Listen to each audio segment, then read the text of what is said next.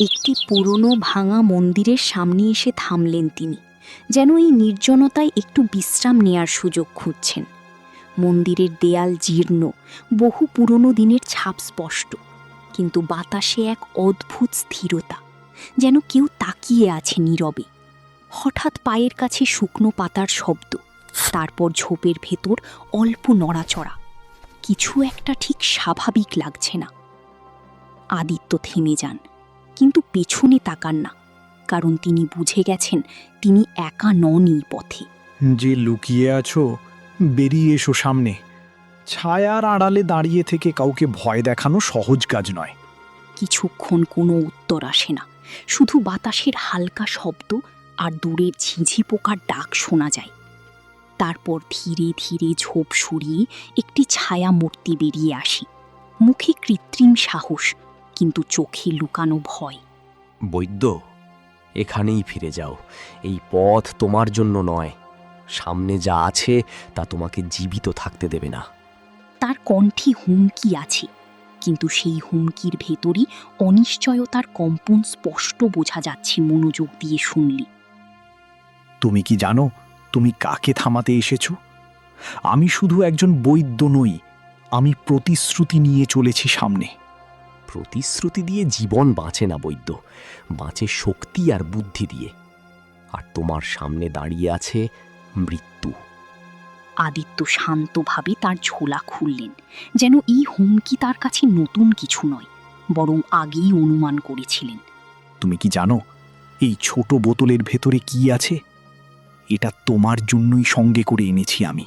গুপ্তচর এক পা পিছিয়ে যায়, চোখ স্থির হয়ে থাকে বোতলের দিকে, যেন অজানা কিছু তাকে থামিয়ে দিচ্ছে। কি আছে এতে? আয়ুর্বেদিক ওষুধ নাকি কোনো জাদু? তুমি কি করার চেষ্টা করছো আমার সাথে? এটা এক আয়ুর্বেদিক ওষুধ, যা টানা 3 দিন গভীর ঘুমে ডুবিয়ে রাখবে। আর জেগে ওঠার পর তোমার কিছুই মনে থাকবে না। কথাগুলো বলার সময় তার মুখে হালকা হাসি, কিন্তু চোখে এক ধরনের দৃঢ়তা, যা ভয়কে আরও বাড়িয়ে দেয়। না, আমার কাছে এসো না। আমি তোমার কোনো ক্ষতি করতে চাই না। আমাকে যেতে দাও এখান থেকে এখনই। ভয় মানুষকে দ্রুত সিদ্ধান্ত নিতে বাধ্য করে, আর সেই মুহূর্তেই গুপ্তচরটি পিছন ফিরে দৌড়ে পালিয়ে যায় অন্ধকারে। চারপাশ আবার নীরব হয়ে যায়, যেন কিছুই ঘটেনি, কিন্তু বাতাসে এখনও সেই অদ্ভুত উত্তেজনা রয়ে গেছে। ভয় পেলে মানুষ সব বিশ্বাস করে। সত্যি জানার আগে নিজেই নিজের মনে গল্প বানিয়ে ফেলে অজান্তেই।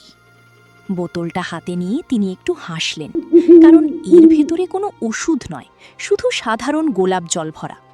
কিন্তু এই ছোট ঘটনাই বুঝিয়ে দিল যাত্রা এখন সত্যিই শুরু হয়েছে, আর সামনে অপেক্ষা করছে আরও বড় বিপদ। সন্ধ্যার আলো ধীরে ধীরে ফিকে হয়ে আসছে। পাহাড়ের পাদদেশে দাঁড়িয়ে আদিত্য সামনে তাকিয়ে রইলেন নিশ্চুপভাবে। ঘন কুয়াশা চারদিকে ছড়িয়ে পড়েছে, যেন পথগুলো ইচ্ছাকৃতভাবে নিজেদের আড়াল করে রেখেছে অচেনা যাত্রীদের কাছ থেকে। দূরে মেঘের আড়ালে একটি রাজ্যের অস্পষ্ট ছায়া দেখা যায়, যা বাস্তব নাকি কল্পনা বোঝা কঠিন। প্রথম উপাদান চন্দ্রবিন্দু শিশির, আর সেটির পথ শুরু হয় এই রহস্যময় পাহাড়ের অদ্ভুত পরিবর্তনশীল পথ দিয়ে। আদিত্য প্রাচীন গ্রন্থ খুলে পথের নির্দেশ খুঁজতে থাকেন, কিন্তু প্রতিটি শব্দই যেন আরও বিভ্রান্তি বাড়িয়ে তোলে। এই পথ নিজের মতো বদলে যায়, মানে ভুল এক পা ফেললেই হয়তো আমি চিরতরে হারিয়ে যাব এখানে।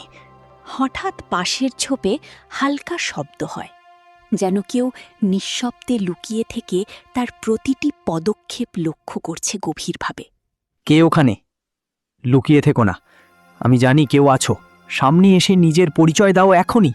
কিছুক্ষণের নীরবতার পর ঝোপ সরিয়ে বেরিয়ে আসে একটি ছোট্ট মেয়ে, চোখে অদ্ভুত আত্মবিশ্বাসের ঝিলিক। আপনি কি মেঘরাজ্যের পথে যাচ্ছেন? এই কুয়াশার ভেতরে একা চলা কিন্তু সহজ নয়। তুমি কে? এত ছোট হয়ে এই বিপজ্জনক জায়গায় একা কিভাবে এলে? আর তোমার পরিবার কোথায়? তার কণ্ঠে কোনো দ্বিধা নেই, যেন সে সত্যিই এই বিপজ্জনক জায়গাটাকে নিজের বাড়ির মতো চেনে ভালোভাবে।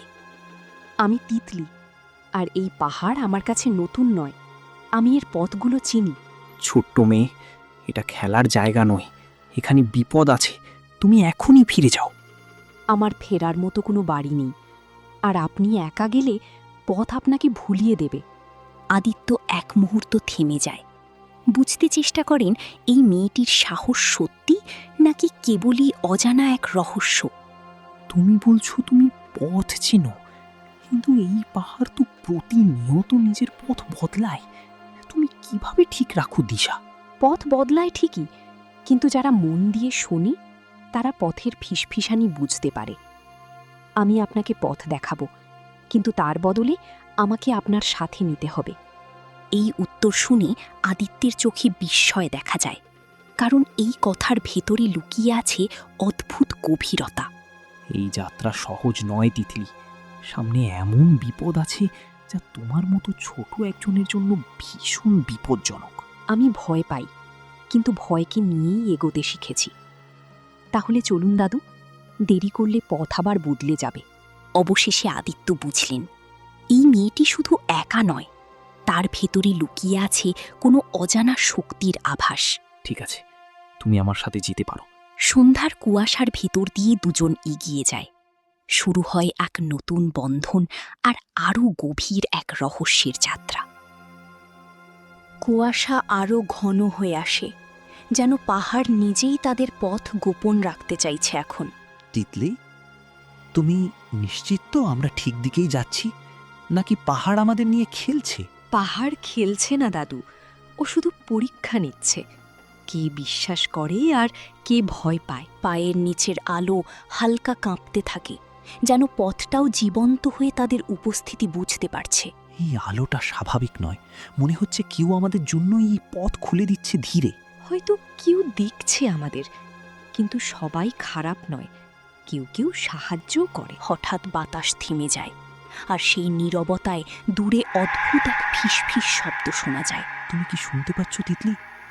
যেন কেউ আমাদের নাম ধরে খুব আস্তে ডাকছে অন্ধকারের ভেতর। শুনছি, কিন্তু এটা মানুষের ডাক না। পথের পাশে ছায়াগুলো নড়ে ওঠে, যেন অদৃশ্য কেউ তাদের প্রতিটি পদক্ষেপ লক্ষ্য করছে নীরবে। আমাদের দ্রুত চলা উচিত, এই জায়গায় বেশি সময় থাকা ঠিক হবে না বলে মনে হচ্ছে এখন। ভয় পেলে পথ হারাবো দাদু। হঠাৎ তিতলি আবার থামে, হাত তুলে বাতাসের দিক অনুভব করার চেষ্টা করে মনোযোগ দিয়ে। কেন থামলে? কিছু বুঝতে পারছো নাকি? এই অদ্ভুত নীরবতার ভিতরে লুকানো কোনো সংকেত এখন? হাওয়া বদলেছে, মানে পথও বদলাতে যাচ্ছে। তাহলে আমাদের সামনে এগোতেই হবে, পিছনে ফেরার কোনো সুযোগ নেই আর এই মুহূর্তে।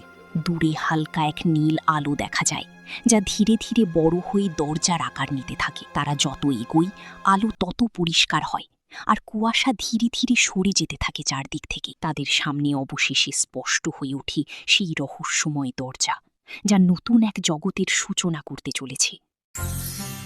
Don't forget to subscribe, like, and share Ajob Golpo Studio for amazing stories.